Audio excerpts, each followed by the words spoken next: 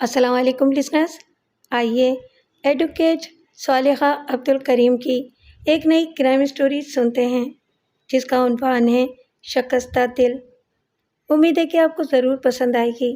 Listeners, آپ سے گزارش ہے کہ اگر آپ میرے چینل پر نئے ہیں تو پلیز میرے چینل کو سبسکرائب اور لائک کریں، شکریہ۔ تو آئیے کہانی کا آغاز کرتے ہیں۔ صالحہ عبدالکریم سے میرا تعارف ڈاکٹر رخسانہ کے ذریعے ہوا تھا۔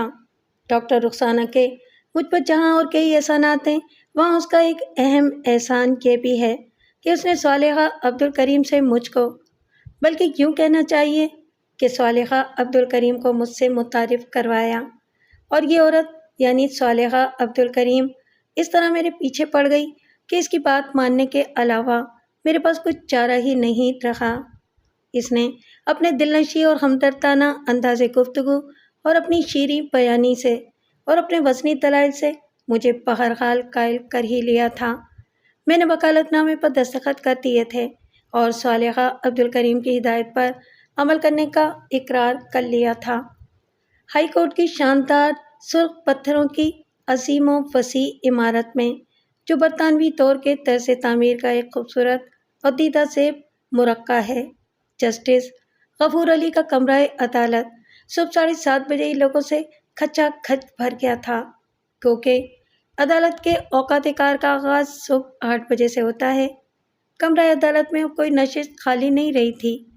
تقریباً آدھے سے زیادہ نشستیں وکلاء سے پر تھیں، جو اس مقدمے کی کارروائی سننے کے لیے جمع ہوئے تھے، جو آج اس معزز عدالت میں پیش ہونے والا تھا۔ اس مقدمے میں بظاہر کوئی خاص بات نہیں تھی۔ یہ ایک فوجداری مقدمہ تھا جس میں ملزمہ میں تھی۔ مجھ پر قتل کا الزام تھا۔ سیشن کورٹ میں مجھ پر قتل کا الزام ثابت ہو چکا تھا، بلکہ یوں کہنا چاہیے کہ استغاثہ کو الزام ثابت کرنے میں کوئی خاص دشواری کا سامنا بھی نہیں کرنا پڑا تھا، کیونکہ میں نے خود اقرار جرم کر لیا تھا اور سیشن کورٹ نے مجھے عمر قید کی سزا سنا دی تھی۔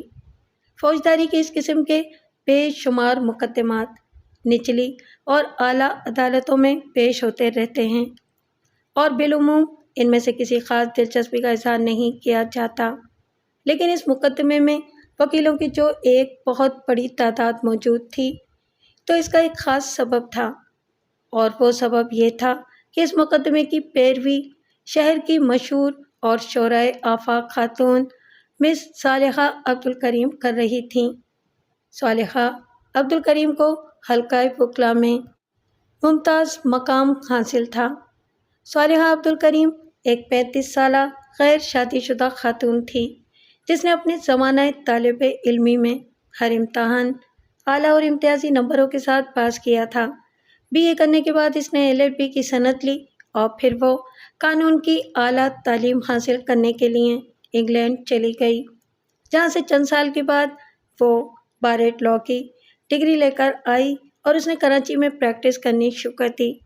شروع کے 6 ماہ اس نے ایک سینئر وکیل مجیب الرحمان کے ساتھ کام کیا۔ مجیب الرحمان ایک سن رسیدہ اور بے حد کار آزمودہ وکیل تھا۔ اس نے بھی انگلینڈ میں قانون کی اعلیٰ تعلیم حاصل کی تھی اور اس کا شمار بھی شہر کے ممتاز ترین وکیلوں میں ہوتا تھا۔ وہ پیشے کے لحاظ سے ایک نہایت کامیاب وکیل تھا اور فوجداری اور دیوانی ہر قسم کے مقدمات لڑتا تھا، اور اس نے بہت دولت کمائی تھی۔ مجیب الرحمان کے ساتھ رہ کر صالحہ عبدالکریم نے بہت کچھ سیکھا۔ صالحہ عبدالکریم گزشتہ 8 سال سے قانون کی پریکٹس کر رہی تھی۔ بندر روڈ پر اس کا دفتر واقع تھا اور اس کے 2 مددگار تھے۔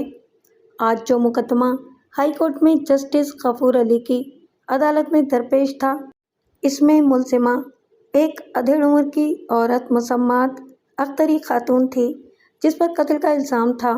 سیشن کورٹ میں اس مقدمے کی پیروی فصاحت حسین نے کی تھی اور زینت بشیر علی نے اس کی مدد کی تھی، لیکن وہ دونوں کامیابی حاصل نہیں کر پائے تھے، اور سیشن جج کی عدالت نے مجھ کو قتل کے الزام میں عمر قید کی سزا سنا دی تھی۔ معزز عدالت نے یہ موقف اختیار کیا تھا کہ مسمات اختری خاتون کے ہاتھوں قتل نہ تو کوئی فعل اضطراری تھا اور نہ کسی وقتی جذباتی اشتعال انگیزی کا نتیجہ تھا، بلکہ ملزمہ نے یعنی میں نے یہ قتل سوچ سمجھ کر اور ارادتاً کیا۔ اسے کسی نے ایسا کرنے پر مجبور نہیں کیا، نیز یہ کہ اس کے خلاف قتل کے تمام شواہد موجود تھے۔ علاوہ ازیں خود ملزمہ مسمات اختری خاتون نے بھی قتل کا اعتراف کر لیا تھا، لہٰذا معزز عدالت اسی نتیجے پر پہنچی کہ ملزمہ مسمات اختری خاتون فی الواقع قتل عمد کی مرتکب ہوئی ہے اور اس لیے سزا کی مستحق ہے، لہٰذا معزز عدالت نے مجھے عمر قید کی سزا سنا دی۔ صالحہ عبدالکریم نے سیشن کورٹ کے فیصلے کے خلاف ہائی کورٹ میں اپیل دائر کی۔ اس نے سیشن کورٹ کے فیصلے کی نقل حاصل کر کے اس کے ایک ایک نقطے کا بغور مطالعہ کیا اور تمام ضروری پوائنٹس تیار کیے۔ اس نے اس کیس پر بڑی محنت کی۔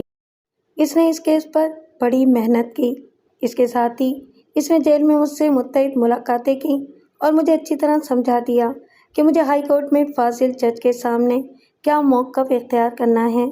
صالحہ نے اپنے کیس کی تیاری پوری کر لی تھی اور اسے کافی حد تک اس بات کا یقین تھا کہ وہ اگر ہائی کورٹ سے مجھ کو بری نہ کروا پائی تو اس کی سزا میں ضرور کمی کروا لے گی، کیونکہ میرے لیے اس سے کوئی فرق نہیں پڑتا تھا۔ ٹھیک 8:25 پر صالحہ عبدالکریم اپنے دونوں مددگاروں کے ساتھ کمرہ عدالت میں موجود ہوئی۔ مجھے پہلے ہی خاتون کانسٹیبلوں کی زیر نگرانی کمرہ عدالت میں لایا جا چکا تھا اور ملزموں کے کٹہرے میں کھڑا کر دیا گیا تھا۔ اس مقدمے میں سرکار کی طرف سے وکیل استغاثہ علیم الدین قریشی تھا، جو ایک کافی سینئر وکیل تھا اور جس کی صلاحیتوں کے لوگ معترف تھے، لیکن حقیقت یہ تھی کہ صالحہ عبدالکریم کے طرز استدلال سے وہ بھی گھبراتا تھا۔ صالحہ عبدالکریم کا منشی ظفر حسین اپنے ہاتھوں میں بہت سی کتابیں اٹھائے ہوئے تھا، جس میں جگہ جگہ کاغذ کی پرچیاں رکھی ہوئی تھیں، جن سے معلوم ہوتا تھا کہ اس نے حوالے کے لیے نشانیاں مقرر کر رکھی ہیں۔ ٹھیک 8:30 جسٹس غفور علی اپنے چیمبر سے برآمد ہو کر کمرہ عدالت میں داخل ہوئے۔ کمرے میں موجود تمام لوگ کھڑے ہو گئے۔ جج کے کرسی پر بیٹھ جانے کے بعد سارے لوگوں نے نشستیں سنبھال لیں۔ عدالت کے پیشکار نے مقدمے کا نمبر بیان کر کے اس سے تعلق رکھنے والے لوگوں کی حاضری لگائی۔ جج نے مقدمے کی کارروائی کا آغاز کرنے کی اجازت دے دی۔ سب سے پہلے صالحہ عبدالکریم اپنی جگہ سے کھڑی ہوئی۔ کمرہ عدالت میں سناٹا چھا گیا۔ جسٹس غفور علی خود بھی پوری طرح صالحہ کی جانب متوجہ تھے۔ جناب والا، صالحہ عبدالکریم نے اپنی گفتگو کا آغاز کرتے ہوئے جج سے مخاطب ہو کر کہا، اس مقدمے کی تفصیلات اس فیصلے کے ذریعے آپ کی نظروں سے گزر چکی ہیں۔ سیشن کورٹ نے اس کے بارے میں صادر کیا ہے اور جس کی نقل جناب والا کی خدمت میں پہلے ہی پیش کی جا چکی ہے۔ میں نے اپنی موکلہ کی جانب سے اس سلسلے میں جو پٹیشن داخل کی ہے، اس میں بعض ایسے نکات کو اٹھایا ہے جو نہایت ضروری اور وضاحت طلب ہیں اور بدقسمتی سے جنہیں سیشن کورٹ کے فاضل جج نے نظر انداز کر دیا ہے۔ میں ان نکات پر بعد میں تفصیل کے ساتھ روشنی ڈالوں گی۔ میری معزز عدالت سے یہ درخواست ہے کہ وہ اس بار سب سے پہلے ملزمہ مسمات اختری خاتون کو اپنا تفصیلی بیان دینے کی اجازت دے۔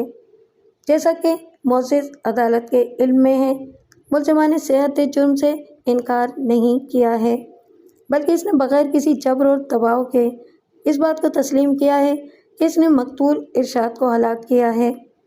بظاہر ملزمہ کا یہ بیان ہی اسے سزا دلانے کے لیے کافی ہے، اور پھر اس سلسلے میں سیشن کورٹ میں ضروری گواہیاں بھی پیش کی جا چکی ہیں۔ مقدمے کا سارا ریکارڈ فاضل عدالت کے سامنے موجود ہے۔ میری جناب والا سے گزارش ہے کہ ملزمہ مسمات اختری خاتون کو اس عدالت عالیہ کے سامنے اپنا موقف بیان کرنے کی اجازت دی جائے۔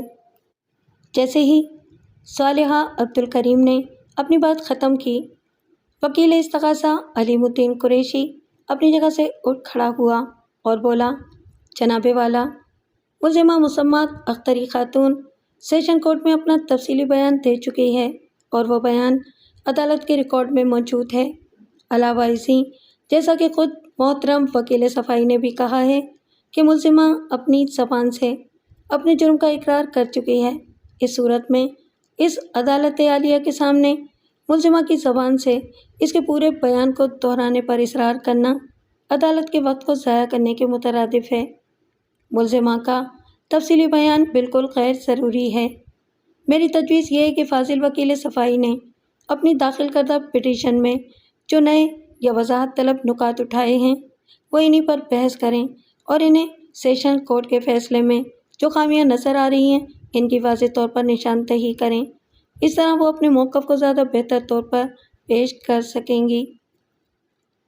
علیم الدین قریشی کے بیٹھتے ہی صالحہ عبدالکریم دوبارہ اپنی جگہ پر کھڑی ہو گئی اور بولی، جناب والا، میں اپنے موقف کو کس طرح زیادہ بہتر طور پر پیش کر سکوں گی، اس بات کو میں فاضل وکیل استغاثہ سے زیادہ اچھی طرح سمجھتی ہوں، اور مجھے ان کے عالمانہ مشورے کی ضرورت نہیں ہے کہ میں اپنے موقف کو کس طرح پیش کروں۔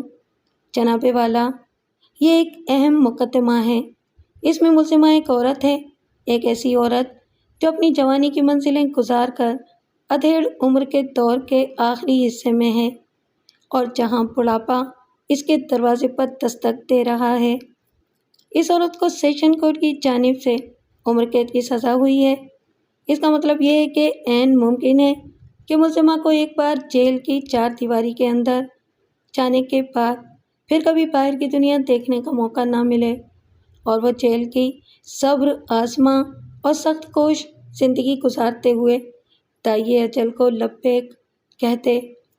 اس لیے یہ ایک انسانی زندگی کا سوال ہے، اور معزز عدالت اس حقیقت کو یقیناً نظر انداز نہیں کرے گی کہ جہاں ایک انسانی زندگی کا سوال ہو وہاں باقی تمام چیزوں کی حیثیت ثانوی ہو جاتی ہے۔ اس لیے وکیل استغاثہ کی یہ دلیل بے وزن و بے معنی ہو جاتی ہے کہ ملزمہ کے بیان دینے سے عدالت عالیہ کا وقت ضائع ہوگا۔ میں اس بات پر کیوں اصرار کر رہی ہوں کہ ملزمہ عدالت عالیہ کے سامنے اپنا تفصیلی بیان دے؟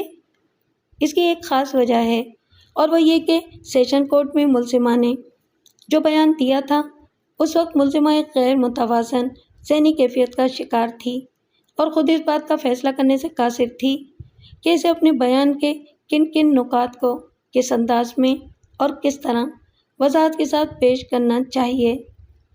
معزز عدالت خود ملاحظہ فرما سکتی ہے۔ ملزمہ کا اقبالی بیان 2 صفحات سے زیادہ پر مشتمل نہیں ہے، جو کہ ظاہر ہے بے خط تشنہ ہے۔ علاوہ ازیں، سیشن کورٹ میں جس فاضل وکیل استغاثہ نے ملزمہ پر جرح کی تھی انہوں نے خود اس بات کا اعتراف کیا تھا کہ ملزمہ سے یہ جرم ایک خاص ذہنی کیفیت کے زیر اثر سرزد ہوا ہے، لیکن اس کے باوجود انہوں نے ملزمہ کے لیے کڑی سزا کی تجویز پیش کی۔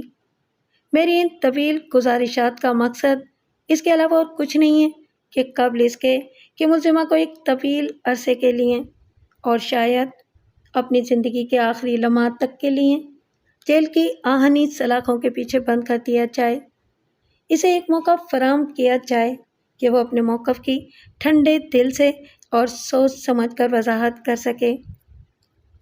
مجھے اعتراض ہے جناب والا، وکیل استغاثہ علیم الدین قریشی نے اپنی جگہ سے اٹھتے ہوئے کہا، بہتر ہوگا کہ ملزمہ کا بیان دہرائے جانے کے بجائے فاضل وکیل صفائی خود ان حالات پر روشنی ڈالیں جو بقول ان کے ملزمہ کی ایک خاص ذہنی کیفیت کے آئینہ دار تھے، جن کے نتیجے میں ملزمہ نے قتل جیسے بھیانک اور انسانیت سوز جرم کا ارتکاب کیا۔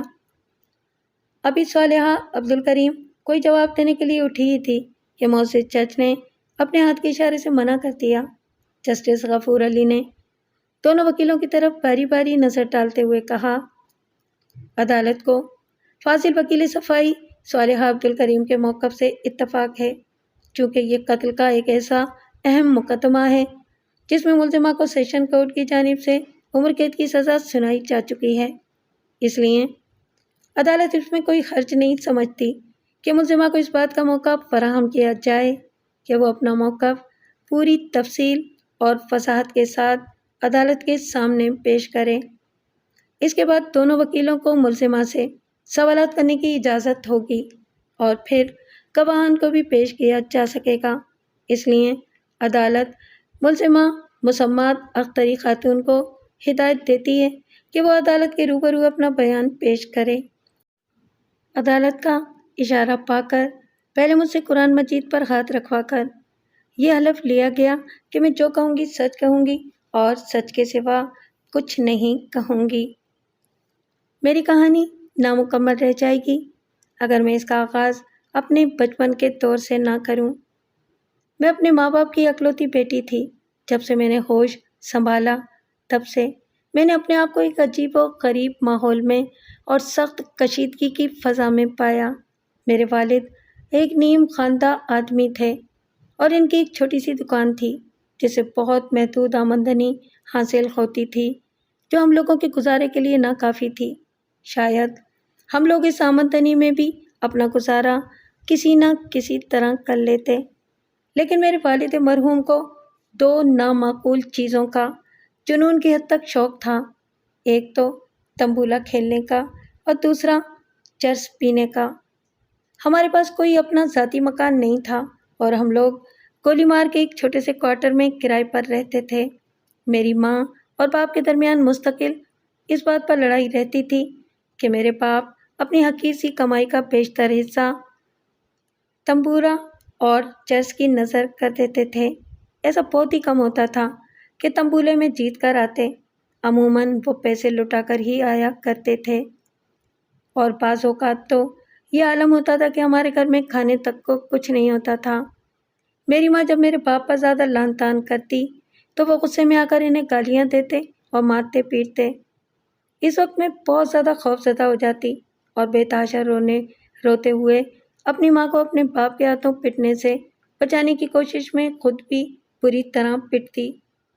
میں اس وقت بہت چھوٹی تھی اور مجھے یہ مناظر کسی دھندلے خواب کی طرح یاد ہیں۔ بالآخر میری ماں نے تنگ آ کر خود اپنے پاؤں پر کھڑا ہونے کا فیصلہ کیا۔ انہوں نے پڑوسیوں سے کچھ روپے ادھار لے کر قسطوں میں سلائی کی ایک مشین خرید لی اور گھر میں کپڑے سینے شروع کر دیے۔ میری ماں کو سلائی اور کٹنگ بہت اچھی آتی تھی اور جلدی انہیں خاصا کام ملنے لگا۔ میری ماں اکثر مجھ سے کہا کرتی تھیں کہ وہ مجھے اعلیٰ تعلیم دلانے کی خواہش رکھتی ہیں تاکہ میں اپنی آئندہ زندگی میں کسی مرد کی محتاج نہ رہوں، اور انہوں نے اپنی اس خواہش کو عملی جامہ پہنانے کی غرض سے اپنے آپ کو مٹا کر رکھ دیا۔ انہوں نے مجھے ایک اچھے اسکول میں داخل کروا دیا۔ میں اپنے گھر کے ماحول سے سخت برگشتہ تھی، لیکن میری اس برگشتگی اور شکستہ دلی نے کوئی منفی رخ اختیار کرنے کے بجائے مثبت انداز اختیار کیا۔ میں نے اپنی زیادہ سے زیادہ توجہ پڑھائی پر مرکوز کرنی شروع کر دی تاکہ مستقبل میں مجھے اس عدم تحفظ کا سامنا کرنا نہ پڑے جس کا میری ماں شکار تھیں۔ میرے باپ کے رویے میں کوئی تبدیلی پیدا نہیں ہوئی۔ ان کی دکان کا حال روز بروز خراب سے خراب تر ہوتا جا رہا تھا، لیکن وہ تنبولے اور چرس کو چھوڑنے پر آمادہ نہیں تھے، بلکہ الٹا ان کی چرس نوشی میں برابر اضافہ ہوتا جا رہا تھا۔ اب وہ ذرا ذرا سی بات پر مشتعل ہو جاتے اور میری ماں کو بری طرح مارتے۔ میری ماں بڑی صابر اور نیک دل خاتون تھیں۔ وہ ان سارے مظالم کو برداشت کر لیتیں۔ دکان کی آمدنی اب تقریباً نہ ہونے کے برابر تھی، اور اگر میری ماں رات دن محنت کر کے سلائی کا کام نہ کرتی تو نہ ہمارے گھر کا نظام چل سکتا تھا اور نہ ہی میری تعلیم جاری رہ سکتی تھی۔ میرے والد میرے اسکول جانے کے سخت خلاف تھے اور وہ اکثر اوقات مجھے بھی اس بات پر مارا کرتے کہ میں اسکول کیوں جاتی ہوں، لیکن میں خاموشی سے ان کی مار کھا لیتی اور کبھی اف نہ کرتی۔ لیکن ایسے مواقع پر میری ماں کسی شیرنی کی طرح میری حفاظت کے لیے پل پڑتی اور دونوں ماں باپ میں زبردست جنگ ہوتی۔ میرے والد کثرت چرس نوشی کے سبب بہت کمزور ہو گئے تھے، اس لیے وہ اب کسی قدر میری ماں سے ڈرنے لگے تھے اور ان پر ہاتھ بھی کم اٹھاتے تھے، کیونکہ اب میری ماں ان سے آسانی کے ساتھ نہیں پٹ جاتی تھیں، بلکہ ان کا ہاتھ جھٹک دیتی تھیں یا انہیں دھکا دے دیتی تھیں اور وہ خود کو سنبھال نہیں پاتے تھے۔ میری ماں کی مالی حالت بھی اچھی خاصی ہو گئی تھی۔ اس سے میری مراد یہ ہے کہ میں اور میری ماں اب باپ کے بالکل دست نگر نہیں تھے، اور میری ماں اتنی رقم کما لیتی تھیں جن سے ہم اطمینان کے ساتھ ایک آبرو مندانہ زندگی گزار سکتے تھے۔ ہمیں اب میرے باپ کی کمائی کی ضرورت نہیں تھی، اور اس کے ساتھ ساتھ میں نے یہ محسوس کرنا شروع کر دیا کہ عورت جب معاشی طور پر مرد کی محتاجی اور دست نگری سے نجات حاصل کر لیتی ہے تو اس کے اندر بڑی خود اعتمادی پیدا ہو جاتی ہے، اور اس کی شخصیت کے نت نئے پہلو اجاگر ہونے لگتے ہیں۔ میں اپنی ماں میں ایک واضح تبدیلی دیکھ رہی تھی۔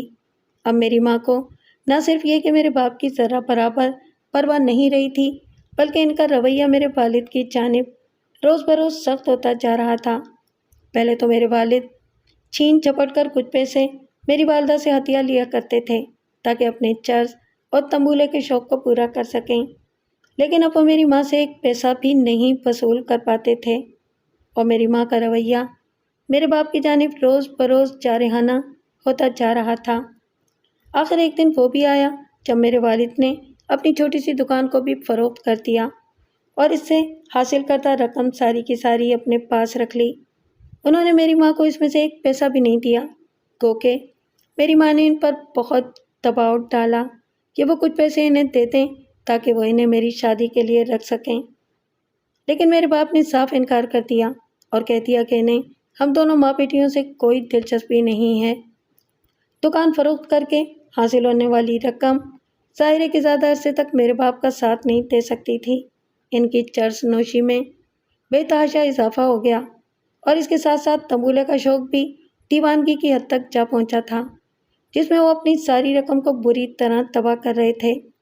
بالآخر وہ دن بھی آ گیا جب میرے والد کے پاس ساری جمع پونجی ختم ہو گئی۔ انہیں جب چرس کی طلب ستاتی تو وہ گڑ گڑا کر میری ماں کی خوش آمدید کرتے کہ وہ انہیں تھوڑے سے پیسے دیتے، لیکن میری ماں نے اپنے دل کو ان کی طرف سے پتھر کر لیا تھا۔ میرے والد جسمانی طور پر اس قدر کمزور ہو گئے تھے کہ وہ زبردستی میری ماں سے پیسے چھین نہیں سکتے تھے۔ ایک دو بار انہوں نے ہاتھا پائی کے ذریعے میری ماں سے پیسے چھیننے کی کوشش کی، لیکن میری ماں ایک صحت مند عورت تھیں۔ انہوں نے والد کو دھکا دے کر گرا دیا۔ وہ گالیاں دینے اور میری ماں کو برا بھلا کہنے کے علاوہ اور کچھ نہ کر سکے۔ میں اس وقت 8ویں کلاس میں پڑھ رہی تھی، اور اب مجھے تمام باتوں کی پوری طرح سمجھ تھی۔ حقیقت یہ ہے کہ مجھے اپنے والد پر بے حد رحم آتا تھا۔ وہ سارا دن گھر کی ایک کوٹری میں پڑے رہتے اور پوری طرح کھانستے رہتے۔ میری ماں اس کوٹری میں قدم بھی نہیں رکھتی تھیں۔ میں ہی اپنے والد کے لیے ناشتہ اور کھانا لے جاتی تھی۔ مجھے اگرچہ اپنے والد سے دلی ہمدردی تھی، لیکن انہوں نے کبھی مجھ سے کسی ہمدردی یا محبت کا اظہار نہیں کیا، بلکہ الٹا وہ مجھ سے اس بات کا مطالبہ کرتے تھے کہ میں کسی طرح اپنی ماں سے انہیں کچھ پیسے دلا دوں، یا اگر میرے پاس کچھ پیسے ہوں تو انہیں دے دوں۔ ایک دو بار ان کی حالت پر ترس کھا کر میں نے اپنے جیب خرچ میں سے انہیں تھوڑے سے پیسے دے دیے، جن کی وہ بازار سے فوراً جا کر چرس خرید لائے۔ میری ماں کو جب اس بات کا علم ہوا تو وہ مجھ پر بہت بگڑیں، اور انہوں نے مجھے دھمکی دی کہ اگر آئندہ میں نے ایسی حرکت کی تو وہ میرا جیب خرچ بالکل بند کر دیں گی۔ گھر پر اب مکمل طور پر میری ماں کا راج تھا، اور وہ میرے والد سے ان کی زندگی بھر کے مظالم اور زیادتیوں کا انتقام لے رہی تھیں، لیکن میں اس کے لیے انہیں مورد الزام نہیں ٹھہراتی تھی، کیونکہ انہوں نے اپنی عمر کا بہترین حصہ انتہائی قسم پرسی، افلاس اور محرومی کے عالم میں گزارا تھا، جس کی پوری ذمہ داری میرے باپ پر عائد ہوتی تھی، جنہوں نے ان کی زندگی کو جہنم بنا کر رکھ دیا تھا۔ میرے باپ کی کھانسی میں رفتہ رفتہ اضافہ ہوتا گیا، اور اب وہ بعض اوقات مسلسل 15-20 منٹ تک کھانستے رہتے، کھانستے کھانستے بے حال ہو جاتے اور پوری طرح کرانے لگتے، لیکن میری ماں کو اس بات کی کوئی پرواہ نہیں تھی۔ آخر ایک دن میں نے اپنی ماں کو سمجھا بجھا کر اس بات پر راضی کر لیا کہ وہ والد کو لے کر ڈاکٹر کے پاس چلیں۔ میری ماں اور باپ کے درمیان ایک طویل عرصے سے بات چیت بند تھی، اور میں ہی گھر میں وہ واحد فرد تھی جس سے وہ دونوں گفتگو کیا کرتے تھے۔ والد پہلے تو ڈاکٹر کے پاس جانے کو راضی نہیں ہو رہے تھے۔ وہ سخت مایوسی اور دل شکستگی کے عالم میں تھے، اور بالکل ہڈیوں کا ڈھانچہ ہو کر رہ گئے تھے۔ مجھے تو اب ان کی حالت دیکھ کر خوف آتا تھا۔ میرے ہی اصرار پر وہ ڈاکٹر کے پاس جانے کے لیے تیار ہو گئے اور میں اور میری ماں انہیں محلے کے ایک ڈاکٹر کے پاس لے گئیں۔ معائنے کے بعد ڈاکٹر نے مجھے اور میری والدہ کو الگ بلا کر کہا کہ میرے والد کی حالت بہت خراب ہے اور اس کا اندازہ یہ ہے کہ انہیں پرانی ٹی بی ہے۔ تاہم اس نے کہا کہ وہ بالکل صحیح تشخیص اس وقت کر سکتا ہے جب والد صاحب کے سینے کا ایکس رے نکلوایا جائے۔ اس نے ہمیں کاغذ پر پتہ لکھ کر دیا اور ہدایت کی کہ ہم فوراً ان کا ایکس رے نکلوائیں اور ایکس رے لے کر اس کے بعد دوبارہ آئیں۔ اس کے بعد وہ علاج تجویز کرے گا۔ میری ماں پر اس خبر کا کوئی خاص اثر نہیں ہوا۔ جیسا کہ میں بتا چکی ہوں، وہ اب اپنی زندگی بھر کی ذلتوں اور محرومیوں کا انتقام والد صاحب سے لینے پر تلی ہوئی تھیں۔ تاہم ہم دونوں انہیں اسی دن ایک لیبارٹری میں لے گئے جہاں ان کے سینے کا ایکس رے لیا گیا۔ دوسرے دن ایکس رے کی رپورٹ مل گئی۔ ڈاکٹر کو دکھانے سے پہلے میں نے خود ایکس رے کو دیکھا، لیکن ظاہر ہے کہ میں اسے سمجھ نہیں سکتی تھی۔ تاہم میں رپورٹ پڑھ کر اتنا ضرور سمجھ سکی تھی کہ اس میں پھیپھڑوں کو شدید طور پر خراب بتایا گیا تھا۔ شام کو ہم دونوں ماں بیٹی ڈاکٹر کے پاس گئے اور اسے ایکس رے اور اس کی رپورٹ دکھائی۔ ڈاکٹر نے ایکس رے دیکھنے کے بعد بتایا کہ اس کی ابتدائی تشخیص بالکل صحیح تھی اور یہ کہ میرے والد ٹی بی کے تیسرے مرحلے میں داخل ہو چکے ہیں۔ محلے کا وہ ڈاکٹر بہت ہی شریف النفس اور ہمدرد انسان تھا۔ اس نے بتایا کہ ٹی بی سینیٹوریم میں اس کا ایک دوست ڈاکٹر موجود ہے جس کے نام وہ ہمیں ایک خط لکھ دے گا اور ہم والد صاحب کو سینیٹوریم میں داخل کرا دیں، کیونکہ اب گھر پر رکھ کر ان کا علاج کروانا ناممکن ہے۔ ساتھ ہی اس ڈاکٹر نے ہمیں یہ بھی بتا دیا کہ سینیٹوریم میں بھیجے جانے کے باوجود والد صاحب کی زندگی کے امکانات نہ ہونے کے برابر ہیں۔ مجھے اس بات سے سخت صدمہ پہنچا اور میں گھر آ کر بہت روئی۔ وہ جیسے بھی تھے میرے باپ تھے، کیونکہ انہوں نے مجھے کبھی پیار نہیں دیا، کبھی میری پرواہ نہیں کی، ہمیشہ میرے ساتھ لا تعلقی کا رویہ رکھا۔ لیکن پھر بھی میں اپنے آپ کو یتیم کہلوانے پر ذہنی طور پر آمادہ نہیں تھی۔ لیکن میری والدہ کا رویہ مجھ سے بالکل مختلف تھا۔ انہوں نے گھر آتے ہی سب سے پہلا کام یہ کیا کہ والد صاحب کے کھانے کے برتن، گلاس وغیرہ بالکل الگ کرتی ہے اور مجھے سختی کے ساتھ ہدایت کرتی کہ میں نہ تو ان کے کمرے میں داخل ہوں اور نہ ان کی کسی چیز کو ہاتھ لگاؤں۔ دوسرے دن میں لے کے ایک آدمی کو ساتھ لے کر ہم لوگ ٹی بی سینیٹوریم روانہ ہوئے۔ ظاہر ہے کہ گولی مار سے ٹی بی سینیٹوریم کا فاصلہ بہت زیادہ ہے اور ہم دونوں ماں بیٹیاں تنہا وہاں نہیں جا سکتی تھیں۔ یہ وہ زمانہ تھا جب یونیورسٹی روڈ کنٹی کلب روڈ کہلاتی تھی اور ساری سڑک ویران اور اجاڑ پڑی رہتی تھی۔ دور دور تک کسی ٹریفک کا نام و نشان نظر نہیں آتا تھا۔ سینیٹوریم روانگی سے پہلے محلے کا ہی ایک لڑکا جا کر اس ڈاکٹر سے بات کر آیا تھا اور اسے وہ خط دکھا دیا تھا جو محلے کے ڈاکٹر نے لکھا تھا۔ سینیٹوریم کے ڈاکٹروں کی اس کی جان پہچان تھی، اس لیے میرے والد کو داخل کر لیا گیا۔ ہم لوگ سینیٹوریم پہنچے اور اس ڈاکٹر نے، جس کا نام اقبال احمد تھا، والد صاحب کو فوراً داخل کر لیا۔ لیکن اس کے ساتھ ہی وہ ہم دونوں ماں بیٹیوں پر اور خاص طور سے میری ماں پر بہت زیادہ ناراض ہوا اور اس نے کہا کہ ہم لوگوں نے مریض کی طرف سے مجرمانہ غفلت برتی ہے اور اتنے عرصے تک اسے بغیر کسی دوا علاج کے چھوڑ کر سخت نادانی کا ثبوت دیا ہے۔ لیکن میری ماں ڈاکٹر اقبال احمد کی اس تقریر سے بالکل متاثر نہیں ہوئی اور انہوں نے ڈاکٹر سے صاف صاف کہہ دیا کہ اپنی اس حالت کے یہ خود ذمہ دار ہیں اور انہوں نے بے تحاشا چرس پی پی کر اپنے پھیپھڑوں کو تباہ کر لیا ہے۔ ڈاکٹر اقبال نے مجھے اور میری ماں کو صاف صاف بتا دیا کہ والد صاحب کی حالت ایسی ہے کہ وہ ٹی بی کے تیسرے درجے میں داخل ہو چکے ہیں، ان کے پھیپھڑے بالکل ناکارہ ہو گئے ہیں اور اس بات کے امکانات بہت کم ہیں کہ وہ زندہ بچ سکیں۔ تاہم اس نے یقین دلایا کہ وہ اپنی سی پوری کوشش کرے گا۔ ہم لوگ والد صاحب کو سینیٹوریم میں داخل کروا کے گھر واپس چلے آئے اور گھر آ کر میری والدہ نے ایک بڑی عجیب و غریب حرکت کی۔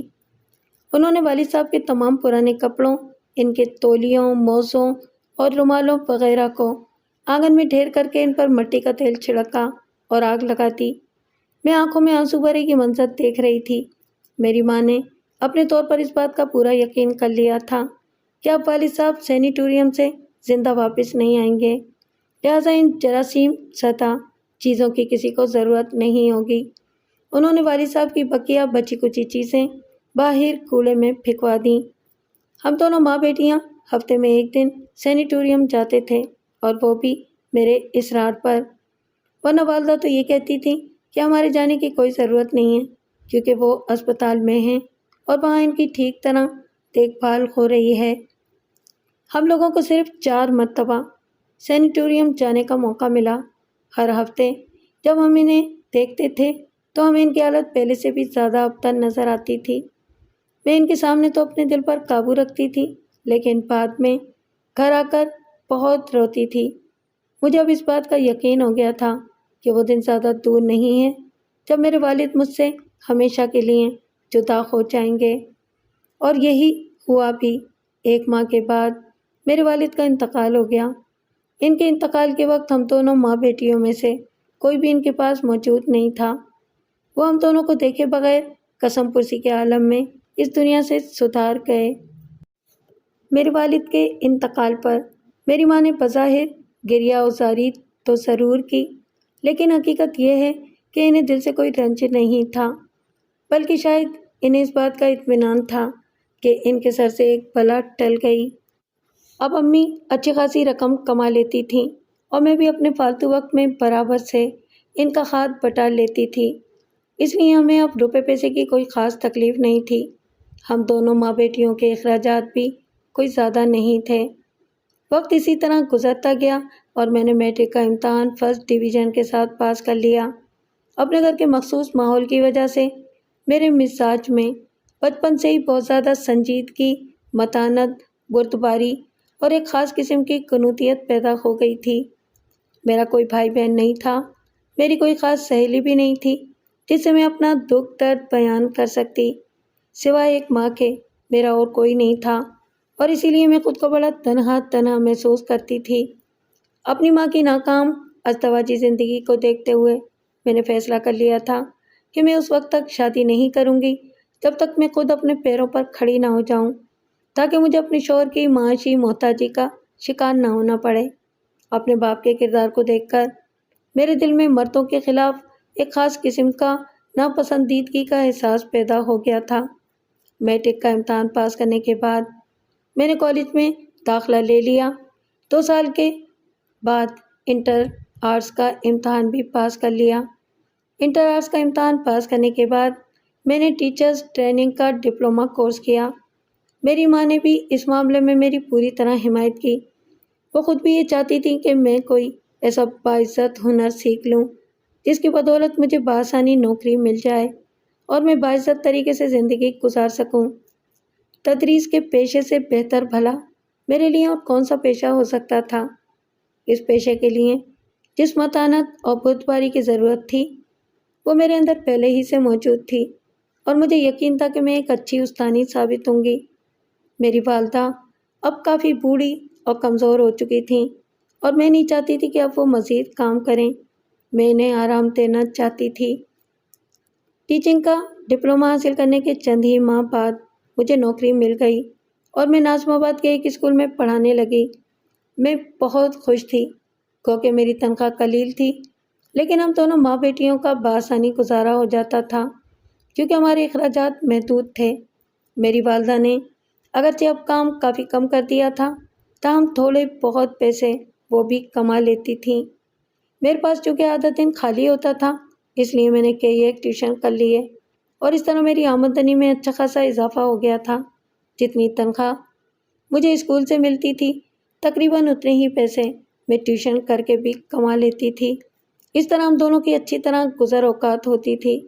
وقت گزرتا گیا اور میں نے تدریس کے ساتھ ساتھ پرائیویٹ امیدوار کی حیثیت سے BA کا امتحان بھی پاس کر لیا۔ میری تنخواہ میں بھی اچھا خاصا اضافہ ہو چکا تھا، اور ہم دونوں ماں بیٹیوں کی کافی فراغت سے گزر بسر ہو رہی تھی۔ جیسا کہ میں پہلے ہی معزز عدالت کو بتا چکی ہوں، بچپن کے مخصوص گھریلو ماحول کے باعث میں بہت خاموش طبع اور کم گول لڑکی تھی۔ میں زیادہ لوگوں سے میل ملاپ بھی نہیں رکھتی تھی۔ میری ماں نے اب کام کرنا بالکل بند کر دیا تھا، کیونکہ ایک تو ان کی نظر اتنی کمزور ہو گئی تھی کہ وہ ٹھیک طرح سے سلائی نہیں کر سکتی تھیں۔ دوسرے یہ کہ اب ان کی صحت بھی اس قابل نہیں رہی تھی کہ وہ کام کر سکیں، اور تیسرے یہ کہ اب انہیں کام کرنے کی ضرورت بھی نہیں تھی۔ میری ماں کو اب صرف ایک ہی فکر تھی، اور وہ یہ کہ کسی اچھی جگہ میرا رشتہ کر دیں۔ ہم لوگوں نے گولی مار کا مکان کافی عرصہ ہوا چھوڑ دیا تھا، اور اب چورنگی پر ایک نسبتاً بہتر مکان کرائے پر لے لیا تھا۔ علاوہ ازیں میں نے نارتھ ناظم آباد میں، جو اس وقت ایک غیر آباد بیابان تھا، 240 گز کا ایک پلاٹ بھی خرید لیا تھا۔ کچھ عرصے بعد میری ماں نے میری شادی کر دی۔ جاوید بظاہر ایک اچھا لڑکا تھا اور ایک بینک میں ملازم تھا۔ ایک جاننے والے کے ذریعے یہ رشتہ لگا، جس میں میری پسند یا ناپسند کا کوئی دخل نہیں تھا۔ دراصل میری اپنی کوئی پسند تھی ہی نہیں، گو کہ اس معاملے میں بھی میری ماں نے کھل کر مجھ سے بات کی اور مجھ سے دریافت کیا کہ اگر میری کوئی پسند ہو تو میں انہیں بتا دوں، لیکن میں نے ان سے صاف صاف کہہ دیا کہ میرے ذہن میں اس قسم کی کوئی بات نہیں ہے۔ جاوید کا مکان ناظم آباد نمبر 3 میں تھا، جہاں ان دنوں بہت کم آبادی تھی۔ جاوید کے گھر میں اس کی ایک بیوہ بہن کے علاوہ اور کوئی نہیں تھا۔ اس بیوہ بہن کی کوئی اولاد نہیں تھی۔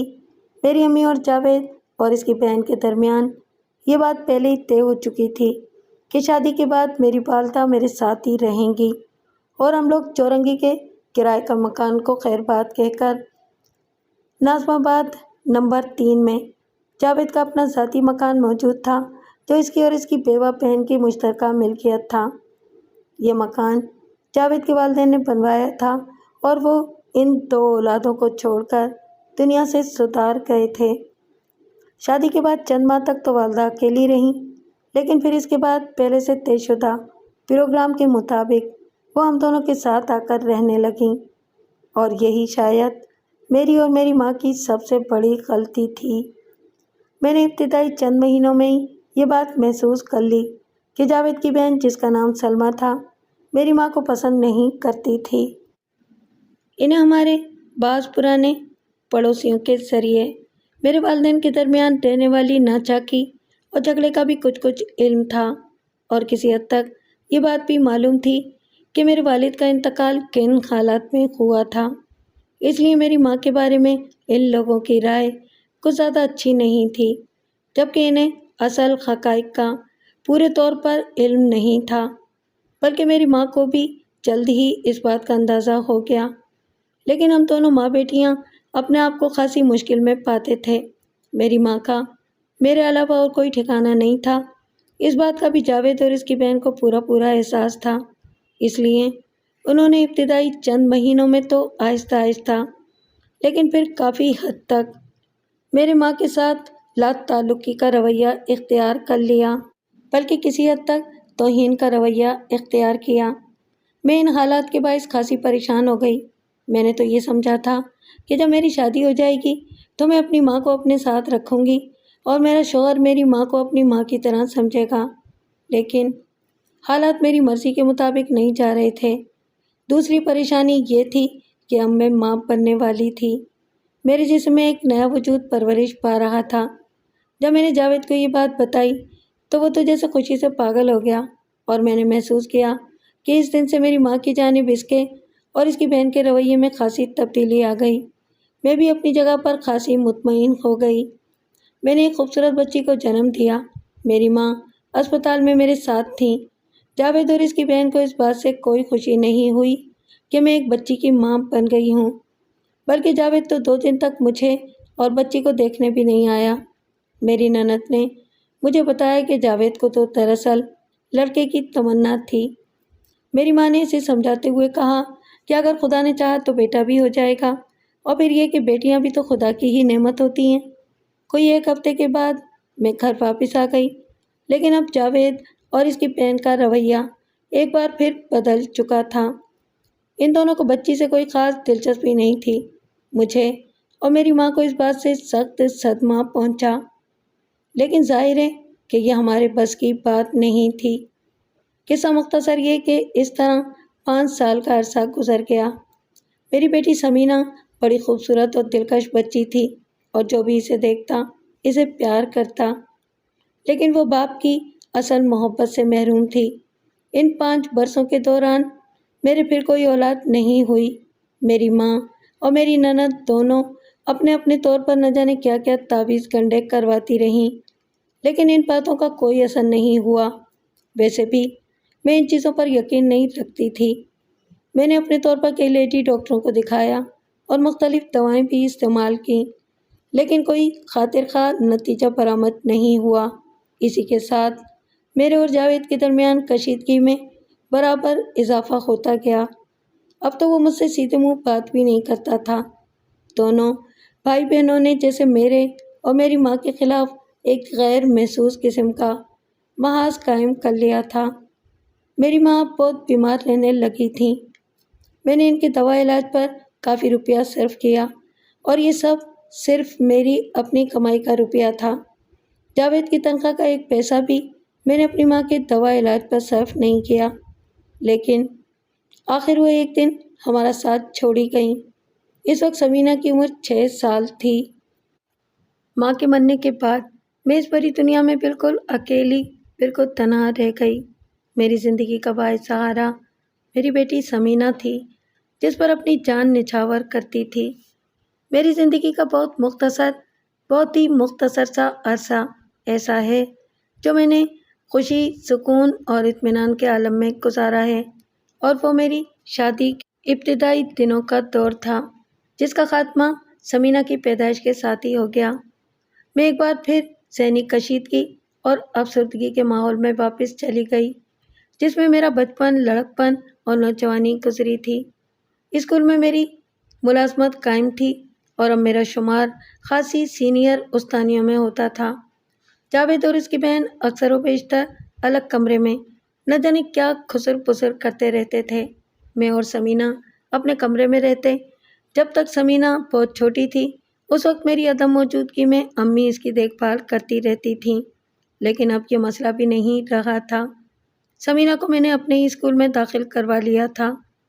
وہ میرے ساتھ ہی اسکول جاتی اور میرے ساتھ ہی واپس آ جاتی۔ جاوید تو 2 دن ہم لوگوں کے کمرے میں قدم نہیں رکھتا تھا۔ میں یہی سوچ کر گھرتی رہتی تھی کہ جس طرح میں بچپن میں اپنے باپ کی شفقت سے محروم رہی، اسی طرح میری بچی بھی اپنے باپ کی شفقت سے محروم ہے، اور میری طرح یہ بھی بے شمار نفسیاتی الجھنوں کا شکار ہو کر رہ جائے گی۔ اس لیے میں نے اسے بے پناہ محبت دی۔ میں چاہتی تھی کہ میری بچی میری طرح شفقت پدری سے محرومی کے باعث احساس غمتری کا شکار نہ ہو جائے۔ اس لیے میں نے اپنی پوری توجہ اس پر صرف کر دی۔ اس کی ہر چھوٹی سے چھوٹی خواہش کے آگے بھی سر تسلیم خم کیا۔ میں نے اسے حد سے زیادہ چاہا اور کبھی اس کی کسی بات کو رد نہیں کیا، اور شاید یہی میری سب سے بڑی غلطی تھی۔ اگر میں نے یہ غلطی نہ کی ہوتی تو شاید آج میں یہاں مجرموں کے اس کٹہرے میں کھڑی نہ ہوتی۔ میرے حد سے زیادہ بڑے ہوئے لاڈ پیار اور انکسار آمیز رویے نے سمینہ میں شروع سے ہی سرکشی اور ضد کے جراثیم پیدا کر دیے۔ مجھے اس وقت اس بات کا اندازہ نہیں تھا کہ مجھے اس کی کتنی بڑی قیمت ادا کرنی پڑے گی۔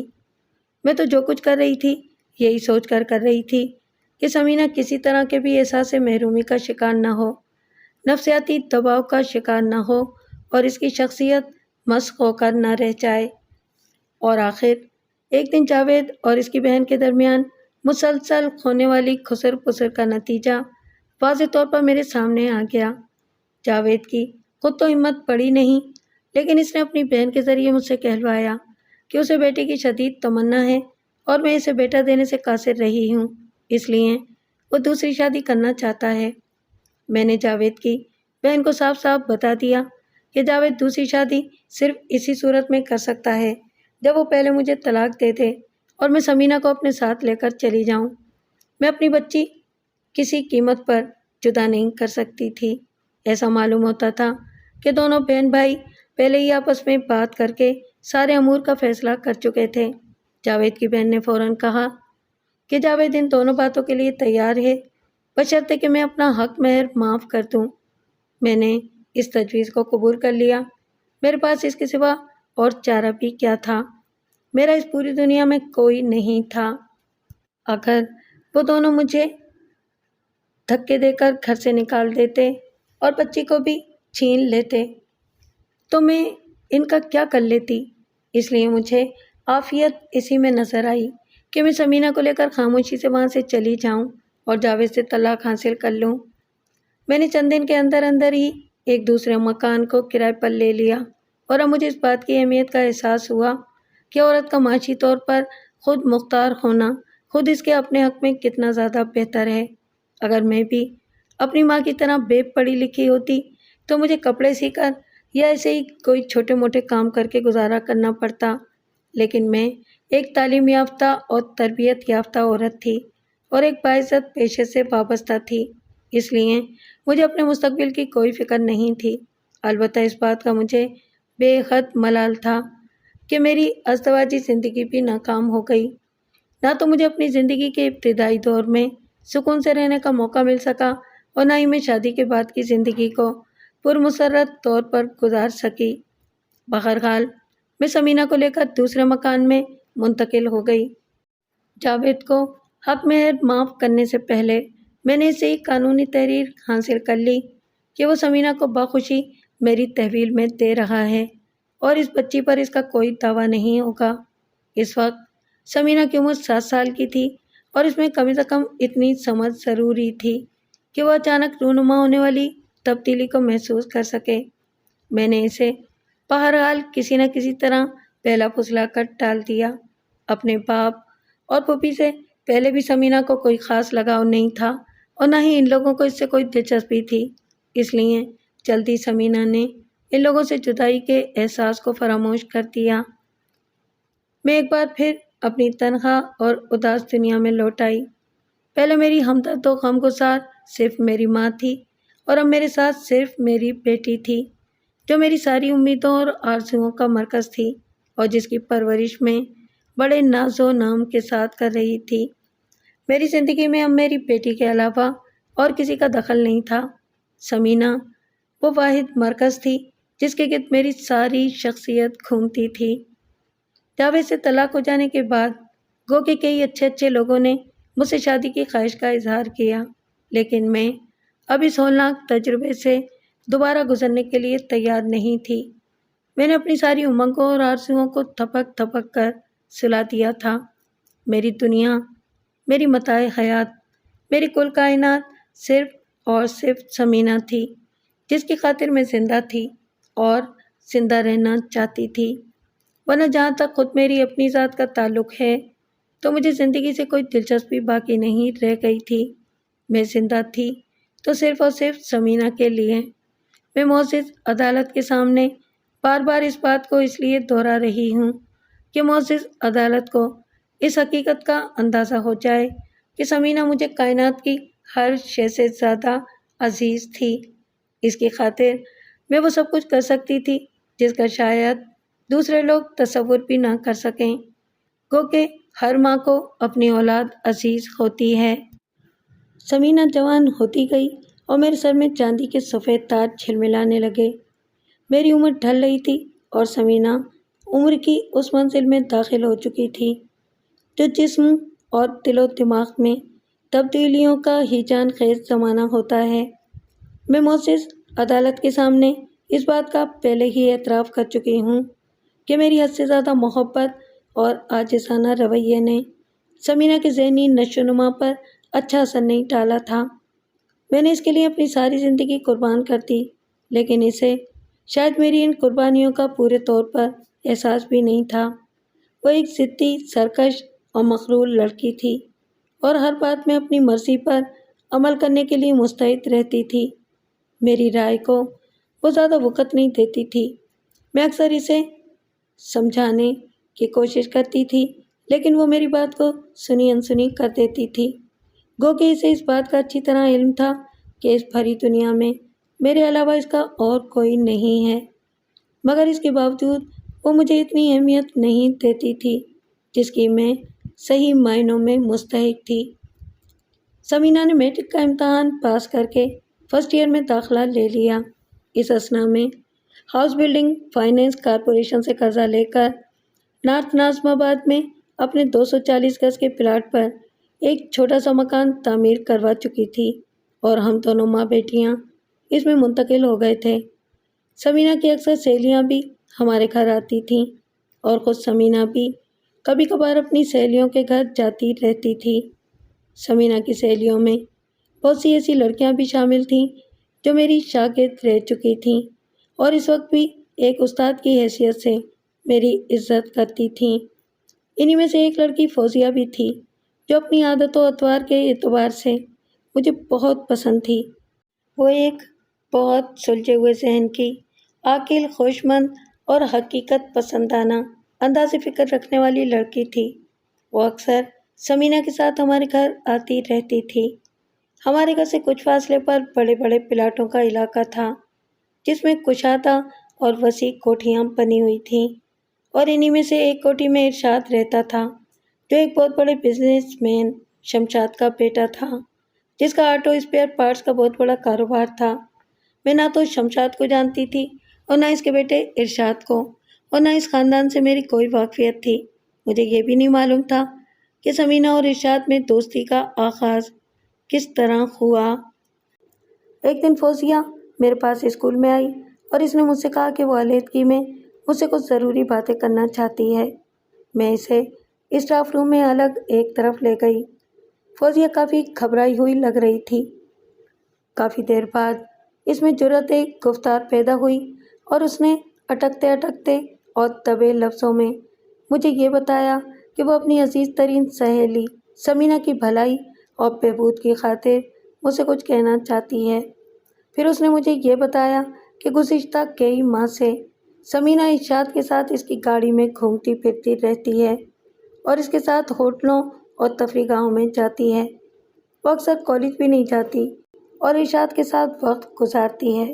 فوزیہ نے یہ بتایا کہ شمشاد کے خاندان کے ساتھ اس کے گھر والوں کی کچھ دور کی رشتہ داری بھی ہوتی ہے اور وہ اس خاندان سے اچھی طرح واقف ہے۔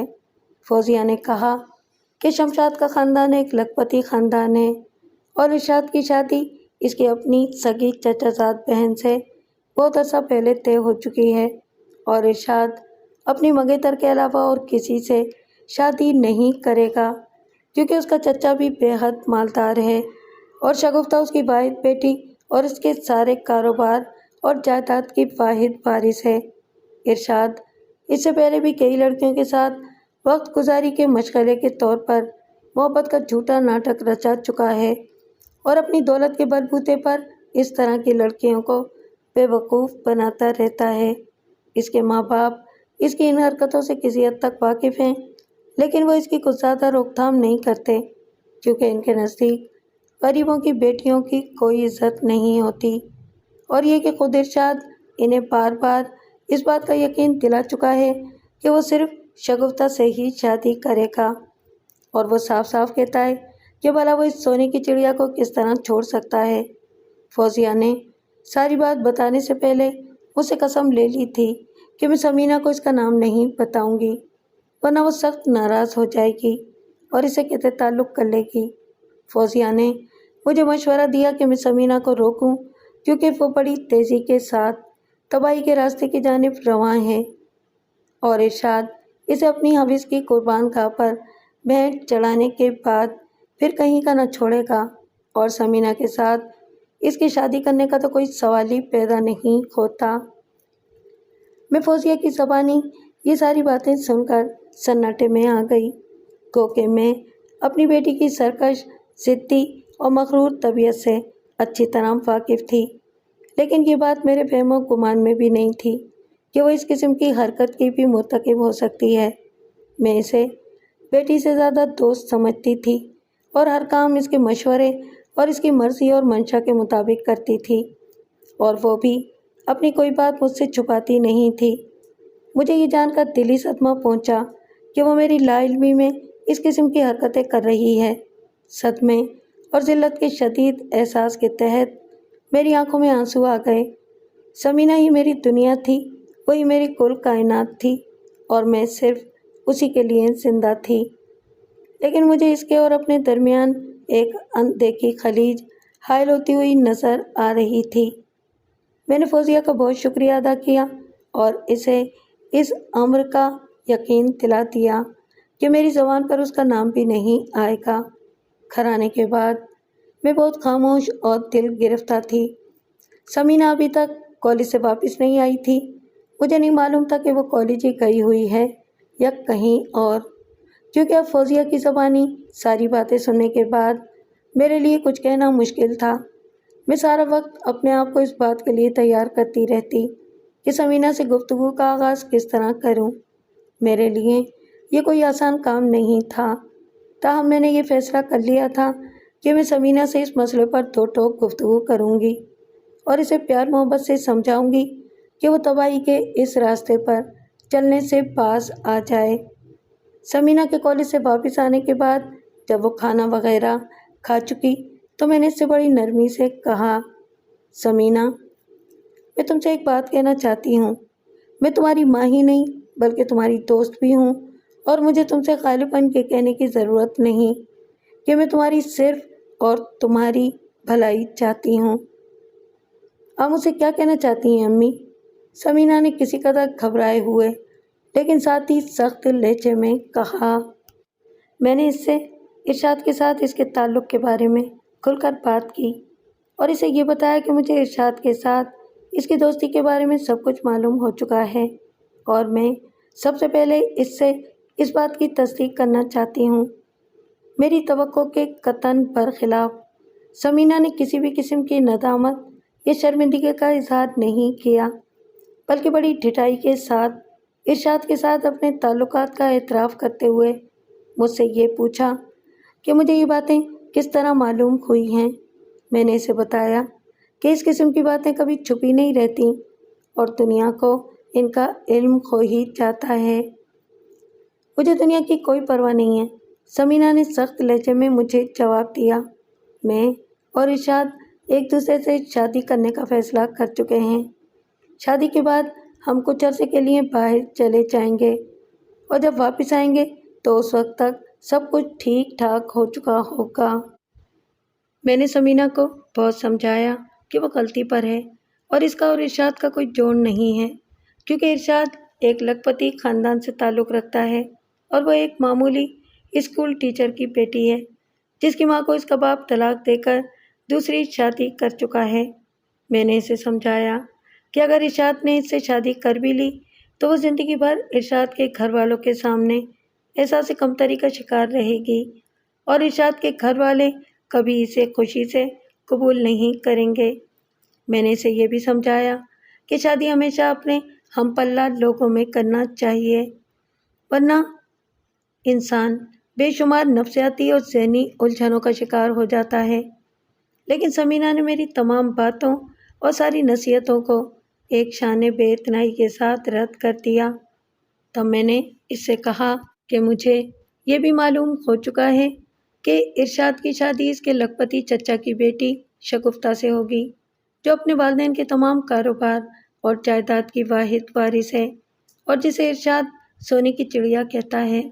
نیز یہ کہ ارشاد اس سے پہلے بھی کئی لڑکیوں کے ساتھ اس قسم کی جھوٹی محبت کے ناٹک رچا چکا ہے، لیکن سمینہ پر میری ان ساری باتوں کا کوئی اثر نہیں ہوا اور اس نے کہا کہ اسے یہ بات معلوم ہے کہ ارشاد کی شادی شگفتہ سے طے ہے، لیکن ارشاد شگفتہ سے شادی نہیں کرے گا۔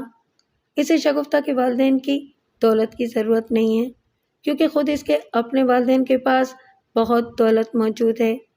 سمینہ نے بڑی بے باکی کے ساتھ میری آنکھوں میں آنکھیں ڈال کر کہہ دیا کہ وہ ارشاد کے خلاف ایک لفظ بھی نہیں سنے گی اور کسی قیمت پر بھی ارشاد سے دستبردار نہیں ہوگی، اور اگر میں نے اس کی راہ میں حائل ہونے کی کوشش کی تو وہ مجھے بھی چھوڑ دے گی۔ سمینہ کے اس بے رحمانہ رویے نے میرے دل کے ٹکڑے ٹکڑے کر دیے۔ وہ لڑکی، وہ بیٹی جس کی خاطر میں نے اپنی ساری زندگی تج دی تھی، جسے میں نے اپنی آنکھوں کا تارا بنا کر رکھا تھا، جو میری ساری امیدوں اور آرزوؤں کا واحد مرکز تھی، وہ آج مجھے ٹھکرانے پر تلی ہوئی تھی۔ آج اس نے میرے روبرو صاف صاف کہہ دیا تھا کہ اگر میں نے اس کی راہ میں حائل ہونے کی کوشش کی تو وہ مجھے ٹھکرا دے گی۔ شدید توہین اور شدت غم کے گہرے احساس کے تحت میری آنکھوں میں آنسو آ گئے، لیکن میں انہیں خاموشی سے پی گئی۔ میں اس کے سامنے اپنی اس کمزوری کا اظہار کرنا نہیں چاہتی تھی۔ میرے اور سمینہ کے تعلقات میں اس وقت کے بعد سے ہی کشیدگی پیدا ہو گئی۔ وہ جتنی دیر گھر میں رہتی اس کا موڈ بگڑا ہوا رہتا۔ میں نے اس دن کے بعد بھی متواتر کئی دن تک اسے سمجھانے بجھانے کی کوشش کی، لیکن اس نے میری جانب خاصا جارحانہ اور گستاخانہ رویہ اختیار کر لیا۔ آخر تنگ آ کر ایک دن میں نے اس سے کہا کہ وہ ارشاد کو میرے پاس لے کر آئے، میں خود اس سے بات کرنا چاہتی ہوں۔ آپ کو اس معاملے میں دخل دینے کی ضرورت نہیں، اس نے خشک لہجے میں کہا۔ پھر بھی میں ارشاد سے بات کروں گی۔ اگر وہ آپ سے ملنے کے لیے تیار ہو گیا تو میں اسے یہاں آپ کے پاس لے آؤں گی، لیکن یہ بات میں آپ کو پہلے سے بتا دیتی ہوں کہ اس کے سامنے آپ کوئی فضول اور نامعقول بات نہیں کریں گی اور نہ ہی کسی طرح اس کی توہین کریں گی۔ میں نے اس سے وعدہ کیا کہ میں ارشاد کے ساتھ کوئی ایسی ویسی بات نہیں کروں گی۔ چنانچہ دوسرے دن وہ ارشاد کو گھر پر لے آئی۔ وہ ایک بڑی لمبی سی نئی چمکتی ہوئی گاڑی میں بیٹھ کر آیا تھا اور بہترین سوٹ میں ملبوس تھا۔ دیکھنے میں وہ خاصا اسمارٹ نوجوان نظر آتا تھا۔ سچ تو یہ ہے کہ اس کی اور سمینہ کی جوڑی بہت سچ تھی، لیکن مجھے معلوم تھا کہ ایسا کبھی نہیں ہو سکے گا۔ میں نے ارشاد کو سمجھایا کہ اگر وہ واقعی سمینہ سے شادی کرنے کا خواہش مند ہے تو اسے چاہیے کہ وہ اپنے بزرگوں کو میرے پاس بھیجے تاکہ یہ کام سماج، قانون اور مذہب کے مروجہ اصولوں کے مطابق انجام پا سکے۔ لیکن ارشاد نے مجھے بتا دیا کہ دراصل اس کے والدین اس کی شادی اس کے چچا کی بیٹی سے طے کر چکے ہیں، اس لیے وہ اپنے والدین کو میرے پاس نہیں لا سکتا۔ لیکن ساتھ ہی اس نے یہ بھی کہا کہ وہ ہر صورت میں سمینہ سے شادی کرنا چاہتا ہے، گو کہ وہ اس بات کو اچھی طرح جانتا ہے کہ اس کے والدین اس کے لیے کبھی تیار نہیں ہوں گے، لیکن وہ خاموشی سے شادی کر کے سمینہ کو لے کر کچھ عرصے کے لیے ملک سے باہر چلا جائے گا اور جب واپس آئے گا تو اپنے والدین کو منا لے گا۔ ارشاد اس قسم کی باتیں کر رہا تھا اور میرا حال یہ تھا کہ زمین پھٹے اور میں اس میں سما جاؤں۔ میں ذلت اور کمتری کے شدید احساس سے دوچار تھی کیونکہ میں بیٹی کی ماں تھی، لیکن مجھے ارشاد کی باتیں زہر کے گھونٹوں کی طرح پینی پڑ رہی تھیں۔ میں نے ارشاد سے کہا کہ اگر اس کے والدین سمینہ سے شادی کرنے کی پاداش میں اسے ساری جائیداد سے آگ کر دیں تو اس صورت میں وہ کیا کرے گا؟ اس پر وہ ہنسنے لگا اور بولا کہ وہ بھی اپنے ماں باپ کا اکلوتا بیٹا ہے، اس کا کوئی بھائی ہے نہ بہن، اس لیے ماں باپ کی جانب سے اس کے آگ کیے جانے کا کوئی سوال ہی پیدا نہیں ہوتا۔ لیکن اگر بالفرض محال انہوں نے ایسا کیا بھی تو اسے اس کی کوئی پرواہ نہیں، کیونکہ اس وقت بھی اس کے ذاتی اکاؤنٹ میں کئی لاکھ روپے جمع ہیں اور وہ اس روپے سے کسی وقت بھی کوئی کاروبار شروع کر سکتا ہے۔ ہماری ساری گفتگو کے دوران سمینہ بڑی ڈھٹائی کے ساتھ موجود رہی اور میں نے لاکھ کوشش کی کہ وہ وہاں سے ٹل جائے، لیکن وہ ایک منٹ کے لیے بھی نہیں ہٹی۔ آخر مجبوراً میں نے سمینہ کی موجودگی میں ہی ارشاد سے یہ بات کہتی کہ میرے خیال میں اس کی اور سمینہ کی بہتری اسی میں ہے، اور خود اس کے اور اس کے چچا کے خاندانوں کی بہتری اسی میں ہے کہ وہ سمینہ کے خیال کو دل سے نکال دے اور اسے قطع تعلق کر لے۔ لیکن ابھی میری بات پوری بھی نہیں ہونے پائی تھی کہ سمینہ میرے اوپر چلا پڑی اور اس نے سخت لہجے میں مجھے اس قسم کی باتیں کرنے سے سختی سے منع کیا۔ سمینہ کی شے پا کر ارشاد نے بھی مجھ سے یہ کہا کہ اسے اس قسم کے مشوروں کی ضرورت نہیں۔ ارشاد کی یہ بات مجھے سخت ناگوار گزری۔ کم سے کم سمینہ کی ماں ہونے کی حیثیت سے اسے میرا تھوڑا بہت احترام کرنا چاہیے تھا، لیکن میں اس سے بھلا کیا شکایت کر سکتی تھی جبکہ خود میری بیٹی مجھ سے بس زبانی پر آمادہ تھی۔ ان دونوں کا رویہ دیکھ کر میں خاموش ہو گئی اور ارشاد کچھ دیر بیٹھنے کے بعد چلا گیا۔ ارشاد کے چلے جانے کے بعد سمینہ مجھ پر بہت زیادہ خفا ہوئی کہ میں نے ایسی بیہودہ بات کیوں زبان سے نکالی۔ میں نے بھی غصے میں آ کر اسے صاف کہہ دیا کہ مجھے یہ شخص بالکل اچھا نہیں لگا ہے اور اس کی باتوں سے منافقت کی بو آتی ہے، وہ صرف ہم لوگوں کو بے وقوف بنا رہا ہے۔ سمینہ میری اس بات سے اور بھی زیادہ چڑ گئی اور اس نے مجھے کافی باتیں سنا ڈالیں۔ اس کے بعد سے ہمارے گھر میں ایک سرد جنگ کی سی فضا پیدا ہو گئی۔ میں اس صورتحال کے بارے میں جتنا زیادہ سوچتی تھی اتنا ہی خود کو اس کا ذمہ دار پاتی تھی۔ اگر میں نے شروع سے ہی سمینہ کی تربیت میں اعتدال برتا ہوتا تو شاید آج مجھے یہ دن دیکھنا نصیب نہ ہوتا۔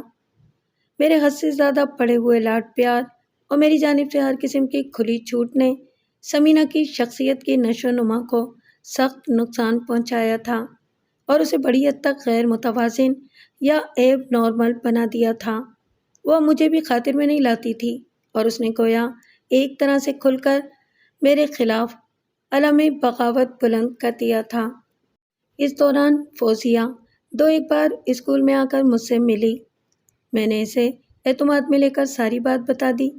فوزیہ نے ایک بار پھر اپنی اسی بات پر اصرار کیا کہ ارشاد ایک جھوٹا اور بے ضمیر انسان ہے اور وہ سمینہ کو سخت نقصان پہنچائے گا۔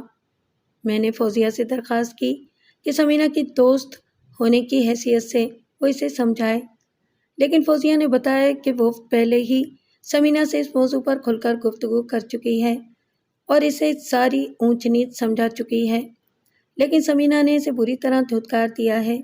نیز یہ کہ سمینہ کو اس بات کا یقین ہے کہ مجھے یہ بات بتانے والی وہی یعنی فوزیہ ہے اور اس لیے اس نے فوزیہ سے بالکل قطع تعلق کر لیا ہے اور اب وہ اسے بات بھی نہیں کرتی۔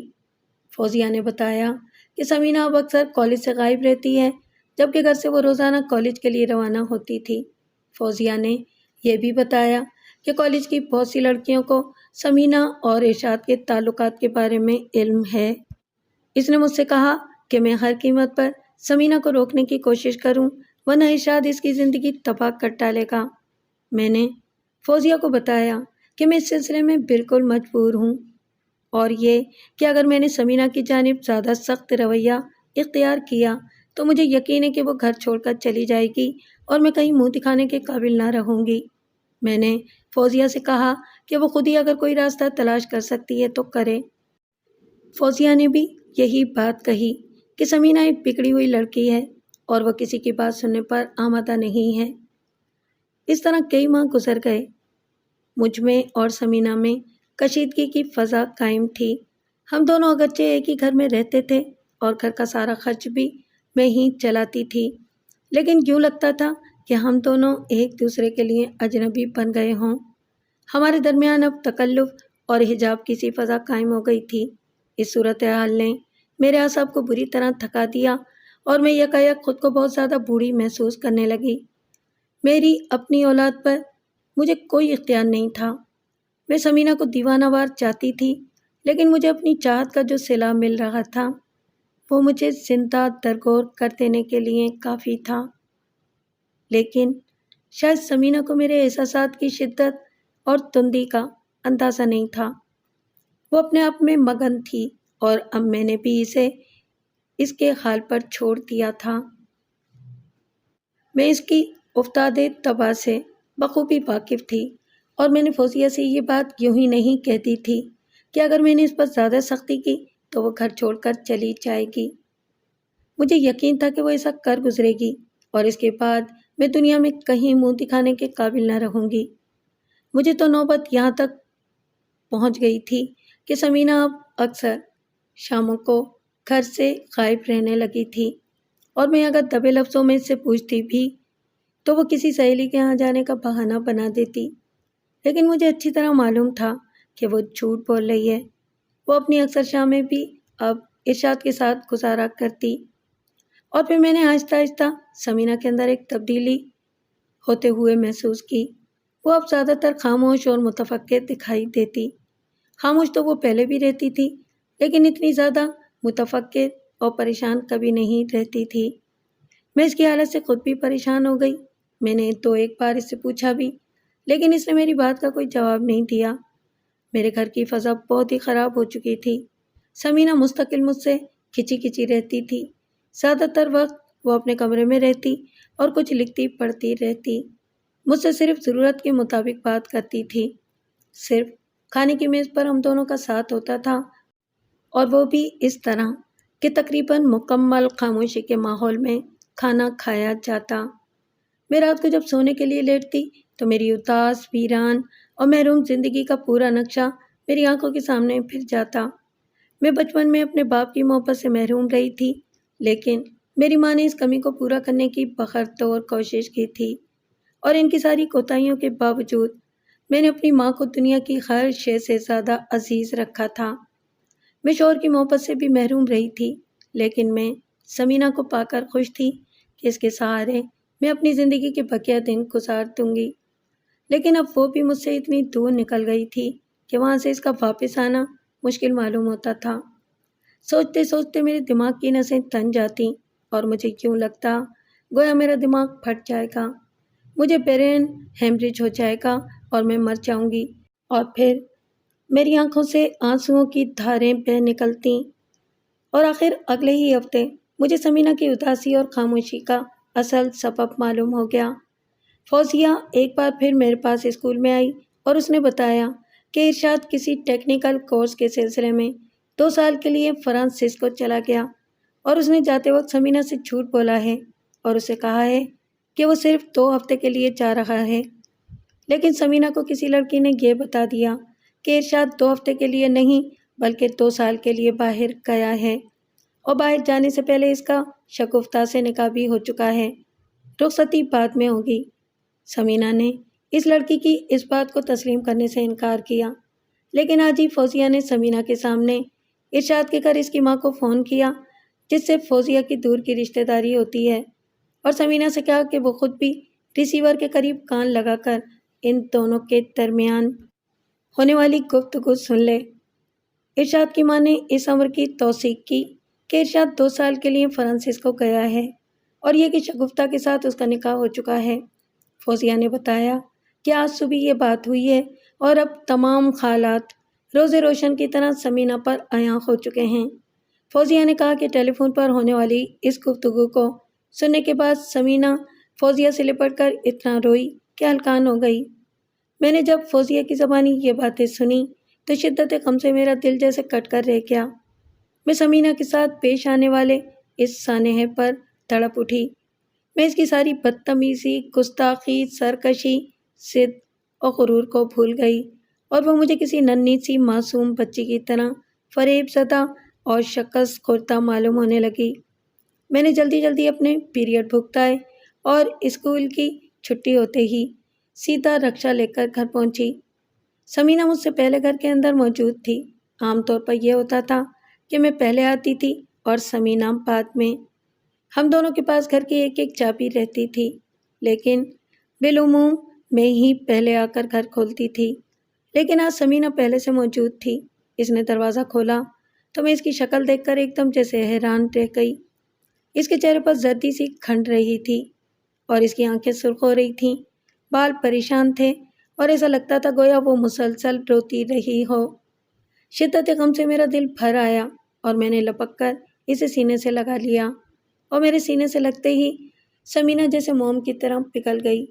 اس نے میرے گلے میں باہیں ڈال دیں اور پھوٹ پھوٹ کر بچوں کی طرح رونے لگی۔ ایک مدت کے بعد وہ اس طرح ٹوٹ کر مجھ سے لپٹی تھی۔ میری آنکھوں سے بے ساختہ آنسو بہہ نکلے، لیکن میں نے زبردست صبر و ضبط اور استقلال کا مظاہرہ کرتے ہوئے خود پر قابو پایا۔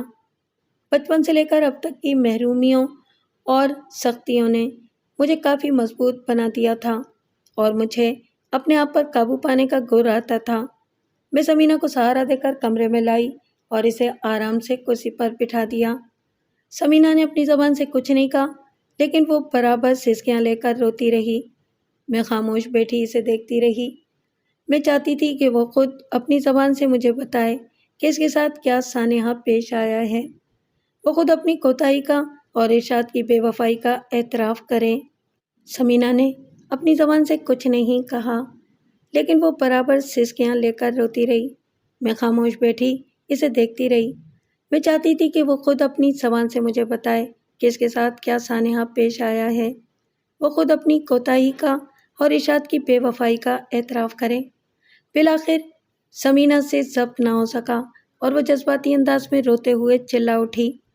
اس نے مجھے دھوکہ دیا امی، اس نے مجھے دھوکہ دیا، وہ یہاں سے جا چکا ہے اور اس نے شادی بھی کر لی ہے، اور اس کے ساتھ ہی سمینہ کی ہچکیاں بن گئیں۔ میں نے آگے بڑھ کر ایک بار پھر سمینہ کو اپنے کلیجے سے لگا لیا اور اس کی پیٹھ پر محبت سے ہاتھ پھیرتے ہوئے اسے سمجھانے لگی۔ میں نے تمہیں پہلے ہی سمجھایا تھا بیٹی، میں نے کہا، یہ محبت نہیں تھی بلکہ محض ایک امیر زادے کی عیاشی تھی۔ شکر کرو کہ بہت جلدی تمہاری آنکھیں کھل گئیں اور یہ سارا قصہ ختم ہو گیا۔ اب اسے بھول جاؤ اور اس پر ہمیشہ کے لیے لعنت بھیج دو۔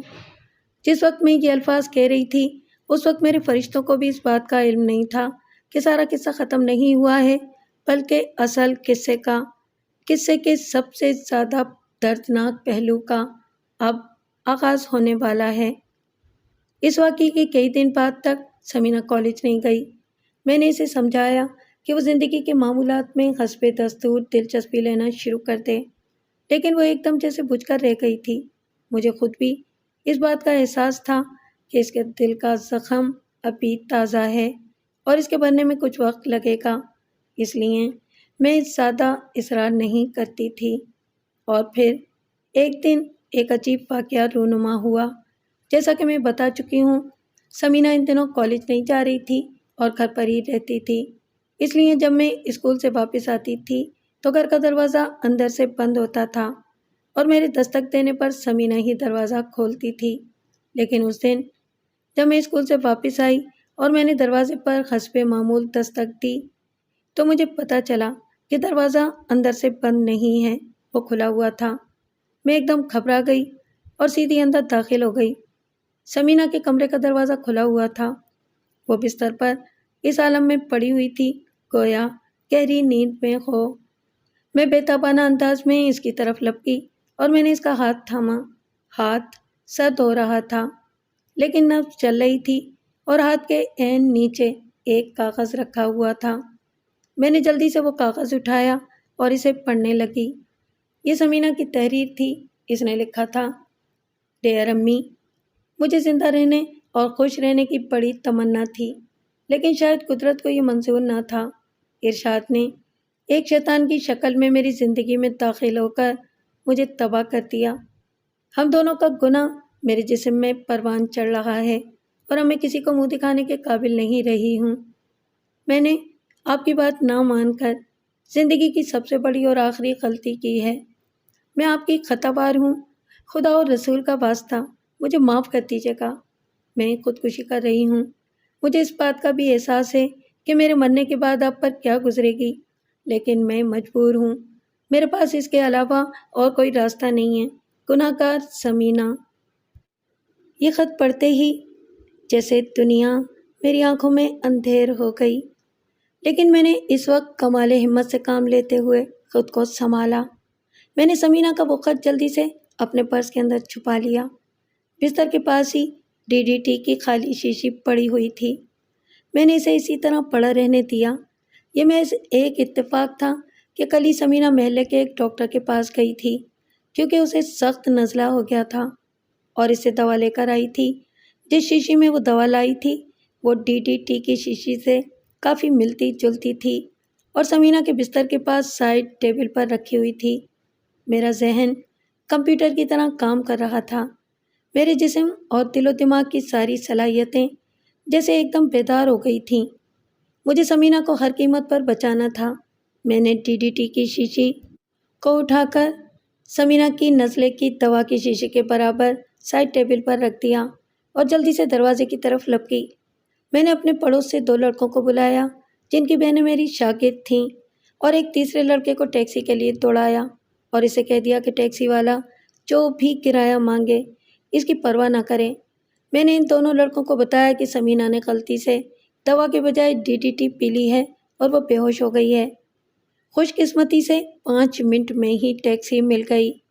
میں نے دونوں لڑکوں کی مدد سے سمینہ کو پچھلی سیٹ پر ڈالا اور خود اس کی ٹانگوں کو اپنی گود میں رکھ کر بیٹھ گئی۔ دونوں لڑکے آگے ڈرائیور کے ساتھ سکڑ سمٹ کر بیٹھ گئے۔ جب ٹیکسی چل پڑی تب مجھے صحیح معنوں میں اس بات کا احساس ہوا کہ کتنا بڑا المیہ رونما ہو چکا ہے اور کتنا بڑا المیہ رونما ہونے والا ہے۔